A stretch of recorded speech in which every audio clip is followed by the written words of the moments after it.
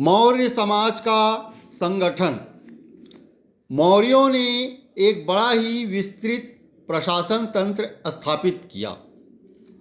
इसकी झलक हमें मेगास्थनीज के विवरण और कौटिल्य के अर्थशास्त्र में मिलती है।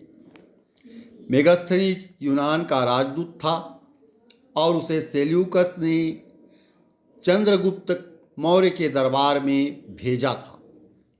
वह मौर्य की राजधानी पाटलिपुत्र में रहता था और उसने न केवल पाटलिपुत्र के अपितु सारे मौर्य साम्राज्य के शासन का विवरण लिख छोड़ा है।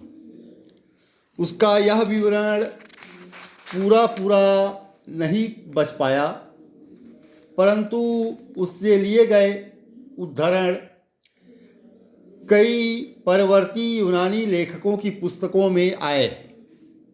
ये सारे टुकड़े इकट्ठा करके एक पुस्तक के रूप में प्रकाशित हुए हैं।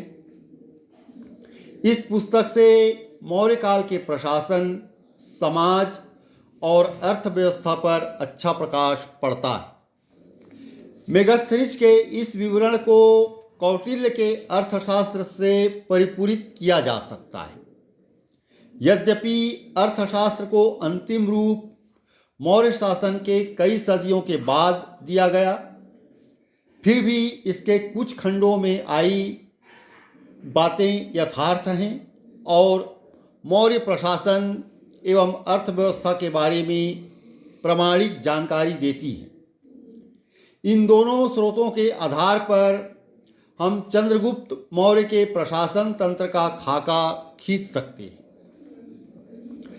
चंद्रगुप्त मौर्य एक स्वच्छंद शासक था और सारे अधिकार अपने ही हाथों में रखे हुए था। यदि अर्थशास्त्र की पंक्तियां विश्वसनीय हों तो राजा ने एक उच्च आदर्श स्थापित किया। उसका कथन है कि प्रजा के सुख में ही उसका सुख है और प्रजा के दुख में ही उसका दुख।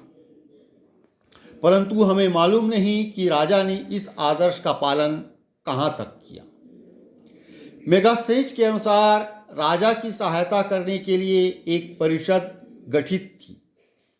बड़े बड़े बुद्धिमान लोग इसके सदस्य थे। इस बात का कोई प्रमाण नहीं मिलता है कि राजा इस परिषद की सलाह मानने को बाध्य था, परंतु ऊंचे अधिकारियों का चयन इस परिषद के सदस्यों में से ही किया जाता था। साम्राज्य अनेक प्रांतों में विभक्त था।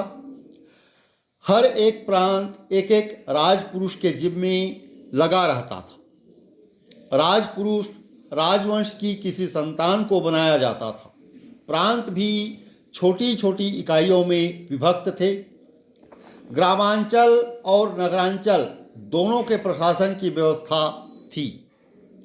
उत्खननों से पता चलता है कि बहुत सारे बड़े बड़े नगर मौर्य काल के हैं।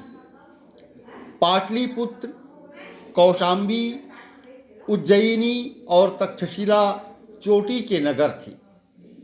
मौर्य राजधानी पाटलिपुत्र का प्रशासन 6 समितियां करती थी।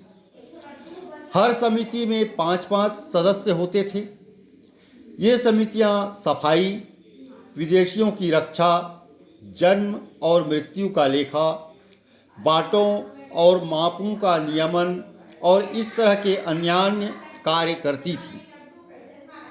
मौर्य काल के कई प्रकार के बाट बिहार में विभिन्न स्थानों में पाए गए हैं। इन सबों के अतिरिक्त केंद्रीय शासन में राज्य के कम से कम 2 दर्जन विभाग थे, जो कम से कम राजधानी के निकटवर्ती क्षेत्रों में सामाजिक और आर्थिक गतिविधि पर नियंत्रण रखते थे।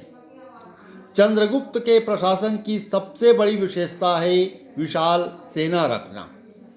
प्लिनी नामक एक यूनानी लेखक के अनुसार चंद्रगुप्त की सेना में 6 लाख पैदल सिपाही, 30,000 घुड़सवार और 9,000 हाथी थे। एक दूसरे स्रोत में कहा गया है कि मौर्यों के पास 8,000 रथ थे। इन सबों के अलावा लगता है कि मौर्यों के पास नौसेना भी थी। मेगास्थनीज के अनुसार सैनिक प्रशासन के लिए 30 अधिकारियों की एक परिषद थी जो 5-5 सदस्यों की 6 समितियों में विभक्त थी। लगता है कि पैदल, घोड़ा, हाथी, रथ, नाव और सवारी सेना के इन 6 अंगों में से हर एक का प्रबंध एक एक समिति को सौंपा गया था। मौर्य सेना नंद सेना से लगभग तिगुनी थी। ऐसा अवश्य ही राज क्षेत्र और आय स्रोतों में बहुत अधिक वृद्धि होने की बदौलत हुआ होगा। धन्यवाद।